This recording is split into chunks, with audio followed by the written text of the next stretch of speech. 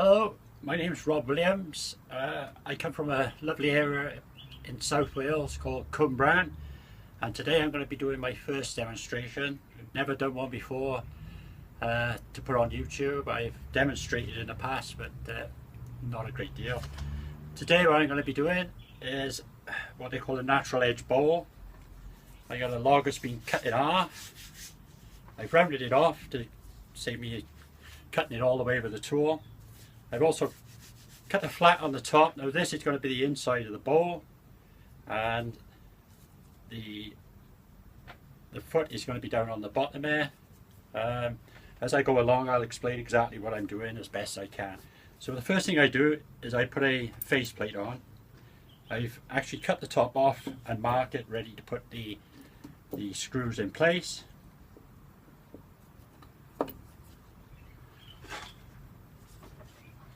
This screws directly then onto my spindle on the headstock.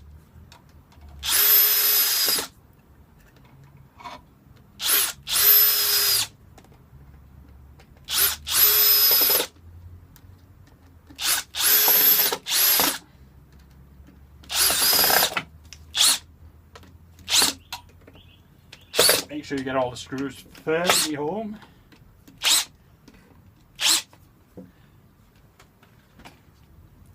And there it is, sitting nice and firmly on the piece of wood, ready to go onto the chuck.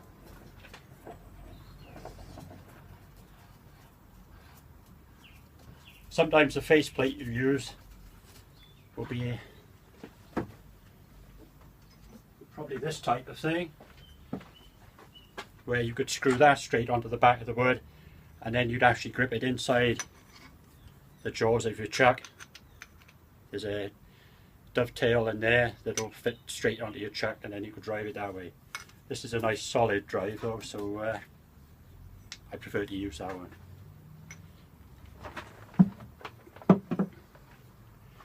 Right, to start off with, I always use the tailstock as much as I can. If it's possible to machine it with the tailstock on, I will do so. So the first thing I do is turn my speed down on the lathe. Wait for it to boost itself up a bit.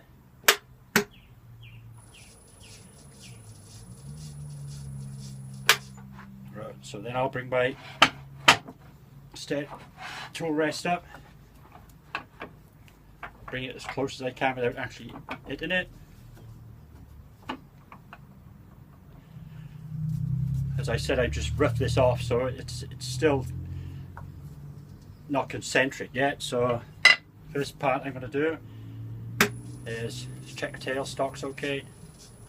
Turn the speed up. As soon as you feel it starting to make the machine roll about a little bit, leave it at that.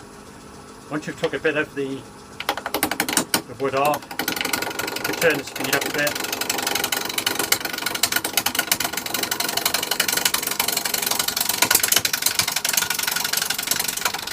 Once it's balanced a bit better, turn the speed right up.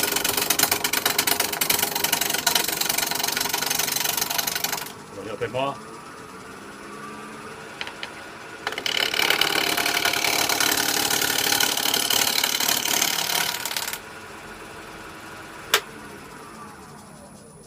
Stop that now.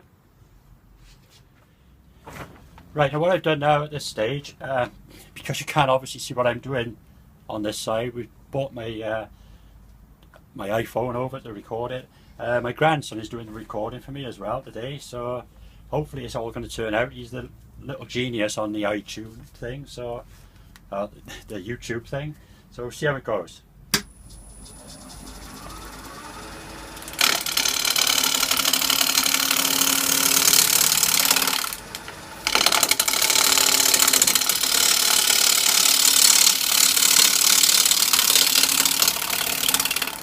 Now when I'm cutting this, I find the best way to get the right cut is if you put your gouge on facing upwards like that and gradually pull it down, facing it at about 10 o'clock, the fluke facing at 10 o'clock, gradually pull it down so you can feel it giving a nice clean cut, and then gradually just push it along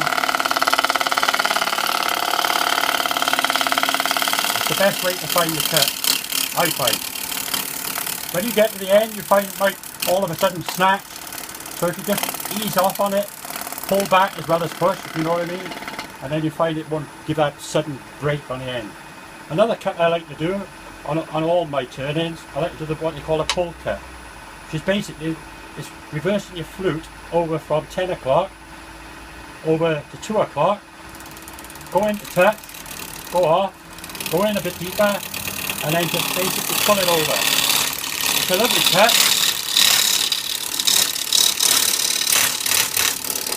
and I use it quite a lot.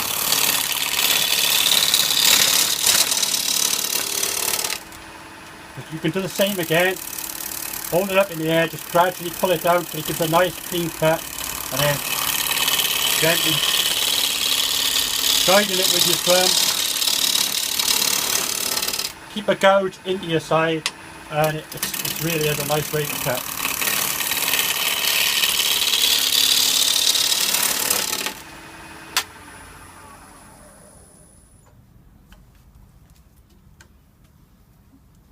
Right, that is cleaned up pretty well on the front part or the top part of the bowl now. So basically all I got to do is start removing all this.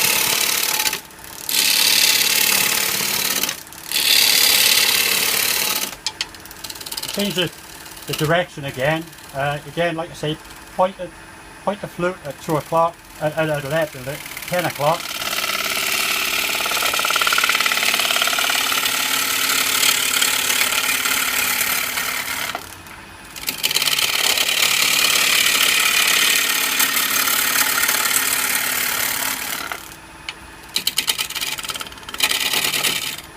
Again, I find the best way is just gently touch it.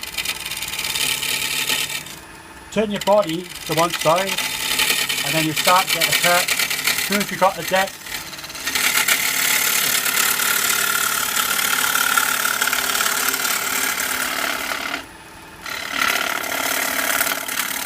I'm getting to the point now where the distance between my tool rest and the actual workpiece is a bit excessive, so I'll push him in a bit more. Before I start it up, I'll just give it a spin, make sure it's not going to catch anywhere, and start again. Like I say, keep a flute at about 10 o'clock, go until it just touches, bring your body round into it. As soon as you get a nice depth of cut, about 6 to 8 mil,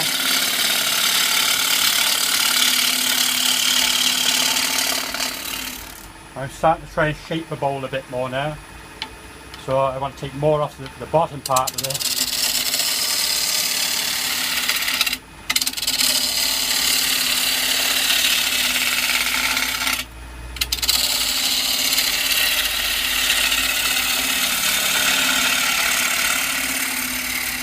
Again, I'm going to adjust the rest,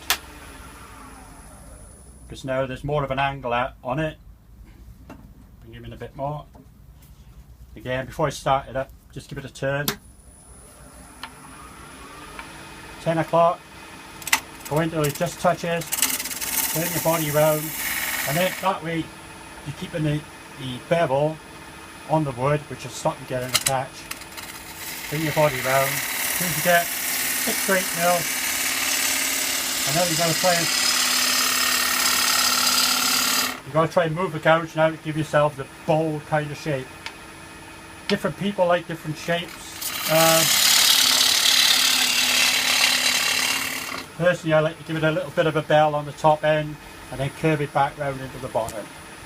What I got to remember as well, I'm coming to the stage where on this bottom part I got to put a foot so that I can grip it in my dovetail jaws later on.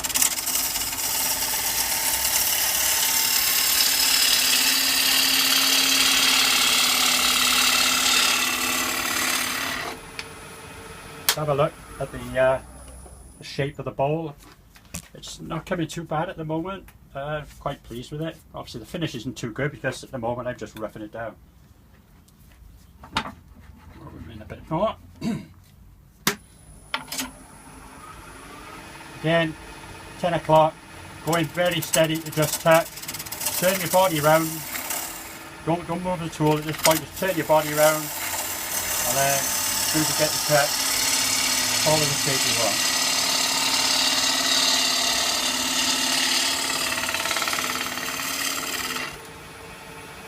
I could turn the speed up at the moment, it's running at just over 1,000 revs.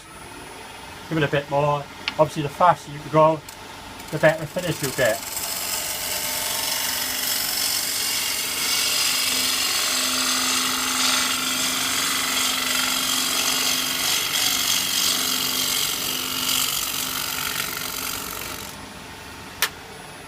Let's take a look at it. Yeah, I think that's a pretty good shape for a nice ball. So at this stage now, I'm going to take a little bit more off the bottom here, give it a bit more shape. Then I will make my foot in order to reverse it. Then 10 o'clock, touch, turn your body round.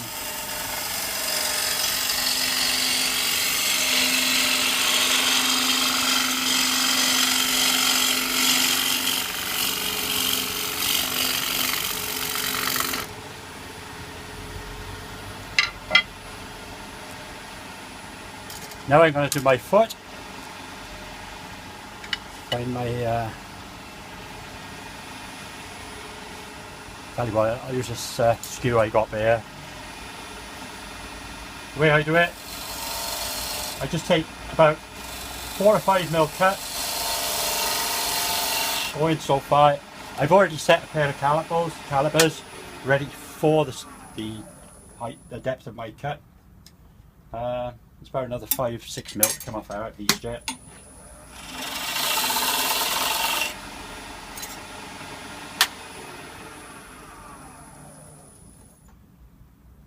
That's not far off there, so I'll leave it at that for now. I'll just make it a bit deeper, so I'll take another 5 or 6 mil cut. And just another couple more mil. Get me a decent step on there. It's not a very big bowl this, so it won't take a lot of holding. I then use my skew chisel, a bigger one, because it's got a nice sharp corner on it. And again, I just touch on the back of that, go in, so like putting that bit of a dovetail on it. I find it's best to have a bit of a dovetail, even though my jaws are square, but they've got the ribs into it for grip. But I still like to put a bit of a dovetail so that it squashes down on the front and you make sure you get a really good grip then. And obviously if you've got dovetail shaped jaws, it's best to put a dovetail shaped foot on it. So I've got to the point now where that's ready for reversing. The finish is not too bad. I'm not going to be finishing this today because I spend more time finishing my items than I do actually machining them. I got a scraper here, so what I'll do, I'll bring it in a bit closer first, make sure it's not fouling anywhere, and then what I'll do, I'll just give it a nice clean cut with a scraper.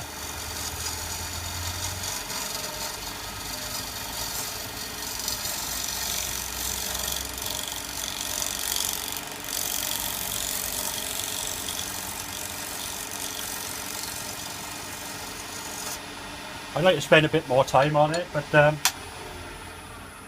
for now this will suffice. The finish isn't too bad. It's a little bit liney, but what I could do is, again, I like to use my scraper doing this type of stuff. Bit of a flatter surface. What you got to watch though is when you are using the scraper, obviously the place you get the catches are on the points. So you've got to watch it. You don't suddenly bring your point into something that's square, and it will catch.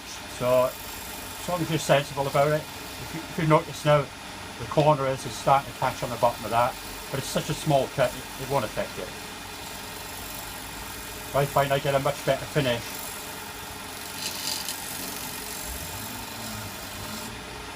with the skew chisel than I do with a radius one.